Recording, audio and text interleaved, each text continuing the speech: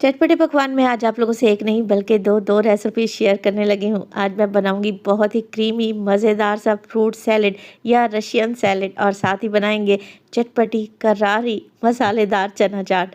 ये दोनों रेसिपीज़ हर घर में बनाई जाती हैं, मगर इस रेसिपी में मैंने इस बात का ध्यान रखा है कि आपको परफेक्ट क्वांटिटी दी जाए, ताकि जब भी आप ये फ्रूट सैलेड या चना चाट घर में बनाएं एकदम परफेक्ट बनकर तैयार हों। बिस्मिल्लाहिर्रहमानिर्रहीम। अस्सलाम वालेकुम। खुश रहें, आबाद रहें, जहाँ भी रहें हैप्पी रहें और हेल्दी रहें। तो मैं हूँ फ़ायज़ा और वेलकम करती हूँ आपको चटपटे पकवान में।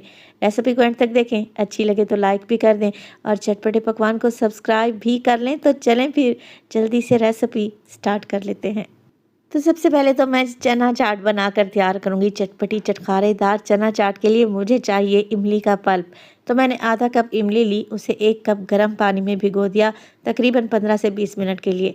देखिए इमली घुल सी गई है। अब हमने क्या करना है, इसकी गुठलियाँ निकाल लें और इमली का पल्प छान लें। 1 कप के बराबर मुझे इमली का पल्प चाहिए, तो मैंने इसे बोल में डाल दिया है। तकरीबन ये 1 कप के बराबर ही है। अच्छा, इस इमली के पल्प में डालेंगे केचप। सादा केचप का इस्तेमाल कर रही हूँ, आधा कप के बराबर है। और केचप की रेसिपी ऑलरेडी मैं आप लोगों को दे चुकी हूँ। ये वही होममेड केचप है। 1 टेबलस्पून मैं इसमें चाट मसाले का इस्तेमाल करूँगी। आप लोग कम या ज़्यादा कर सकते हैं अपने टेस्ट के मुताबिक। हाफ़ टी स्पून नमक भी डालेंगे और इसको अच्छे तरीके से मिक्स कर लें। बेहतरीन सी चना चाट के लिए सॉस तैयार है। ये सॉस आप बनाकर फ्रिज में भी रख सकते हैं, 1 से 2 दिन के लिए, तो बिल्कुल भी ख़राब नहीं होगी। तो रमज़ानुल मुबारक में अफ्तारी का एहतमाम किया जाता है। अफ्तार पार्टीज़ के लिए ये रेसिपीज़ बेस्ट रहेंगी। आप ये सॉस बनाकर फ्रिज में रख लें तो आपका काम ही आसान हो जाएगा। चलें जी, अब इस सॉस में डालते हैं उबले हुए चने। चने मेरे पास थे 2 कप, जिन्हें मैंने रात को ही भिगो दिया था हल्का सा मीठा सोडा डालकर। सुबह मैंने मीठे सोडे वाला पानी गिरा दिया और चनों को बॉयल कर लिया है। देखें कितने अच्छे तरीके से ये गले हुए हैं। तो 4 कप चने हैं तकरीबन मेरे पास, जिन्हें शामिल कर देंगे। 1 कप बारीक कटा हुआ प्याज डालूंगी, मगर इस प्याज को मैंने ठंडे पानी में भिगो कर रखा था काटने के बाद, ताकि इसकी एसिडिटी और इसकी स्मेल चली जाए। प्याज को डाल दें, साथ के साथ डालेंगे इसमें बारीक कटा हुआ खीरा 1 कप के बराबर, और 1 कप ही शामिल करूंगी मैं इसमें टमाटर, जिसके बीज निकालें और सेम कटिंग में काट कर शामिल कर दें। तो चटपटी चटखारेदार चना चाट के लिए बस कुछ भी नहीं करना, सारी चीज़ों को अच्छे तरीके से मिक्स कर लें। और आप लोगों ने नोट किया कि जो वेजिटेबल्स मैंने इसमें डाली हैं उन्हें बिल्कुल बारीक काट कर डाला है, ताकि ये बाइट साइज़ बने और खाते वक्त ये और भी टेस्टी लगें। अगर बड़ी बड़ी सी वेजिटेबल्स काट लेते हैं ना, तो फिर वो अच्छा भी नहीं लगता देखने में और खाने में भी मज़ा नहीं आता।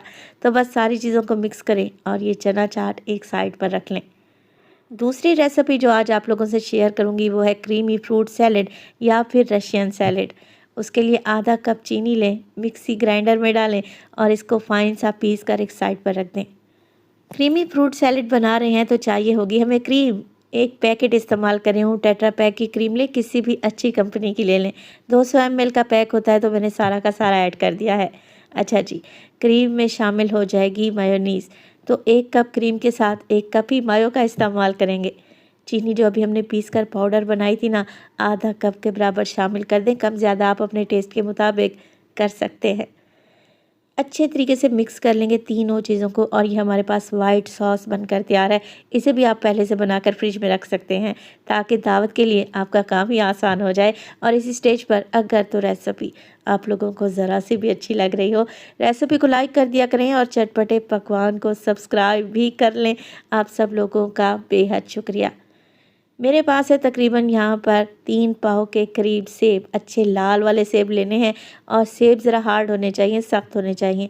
पिलपला या सॉफ्ट सेब आप लोगों ने फ्रूट सैलेड में इस्तेमाल नहीं करना। वैसे तो आप क्रीमी फ्रूट सैलेड या रशियन सैलेड में सीज़न का कोई भी फ्रूट ऐड कर सकते हैं, मगर सेब इसलिए ऐड किए जाते हैं, एक तो ये अपनी शेप को होल्ड रखते हैं, दूसरा खाने में भी ये टेस्टी बनते हैं। तो मैं भी सेब का ही इस्तेमाल कर रही हूँ। तो बस एप्पल को काट लें बिल्कुल बारीक बारीक टुकड़ों में, डाइस कटिंग में। अच्छा, यहाँ पर आप एप्पल का छिलका रिमूव भी कर सकते हैं, मगर मैंने नहीं किया। आप चाहें तो छिलके उतार कर बारीक कटिंग कर लें, कुछ इस तरीके से। अच्छा, सेब को बिल्कुल एंड में काटना है, अगर पहले काट लेंगे तो ये काला पड़ जाएगा। इसीलिए बिल्कुल एंड में काटें, जब आप लोगों ने वाइट सॉस तैयार कर ली हो। तो अब बस कुछ भी नहीं करना। 4 कप के बराबर मेरे पास ये सेब है, जिसे मैंने वाइट सॉस में ऐड कर दिया है। आधा कप के बराबर लिए है मैंने मटर। फ्रेश मटर थे जिन्हें मैंने बॉयल कर लिया है। सीज़न में हो तो डाल दें, अदरवाइज़ आप इन्हें स्किप भी कर सकते हैं। इसके अलावा शामिल करेंगे इसमें मैक्रोनी। तो ये 1 कप के बराबर मैक्रोनी है। छोटे साइज़ की जो आती है ना, उसे बॉयल करके ठंडा करें और शामिल कर दें। फ्रूट कॉकटेल का भी इस्तेमाल करूँगी, तो ये एक छोटा टिन पैक है, तकरीबन 1 कप के बराबर होगा, शामिल कर दें। आप चाहें तो मिक्स फ्रूट के छोटे-छोटे पीस भी कर सकते हैं। और जो फ्रूट कॉकटेल में जूस आता है ना फ्रूट टिन में, उसे मैंने अलग से निकाल कर रख दिया है, उसका इस्तेमाल बाद में करेंगे। अच्छा, यहाँ पर मैंने 2 से 3 चुटकी डाल दिया सफ़ेद मिर्च का पाउडर और 2 से 3 चुटकी नमक डाला है। सफ़ेद मिर्च नहीं है तो काली मिर्च भी डाल सकते हैं। मेरे पास ब्लैक किशमिश भी रखी हुई थी, तो वो भी मैंने शामिल कर दिए हैं चंद दाने। आप इसमें बादाम या फिर अखरोट भी डाल सकते हैं, बारीक कटा हुआ। चलें जी, सारी चीज़ों को अच्छे तरीके से मिक्स कर लें।